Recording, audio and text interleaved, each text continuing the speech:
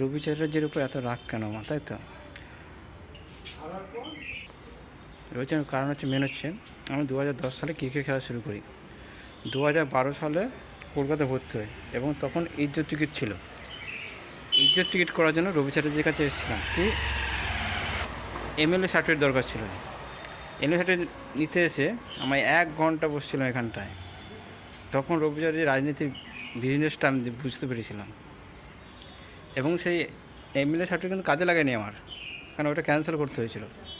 এবং দাহাটে বসে শুধু ফোন করলাম, আমার এমপির সার্টিফিকেট চলে আসলো, তার মধ্যে ইজ্জত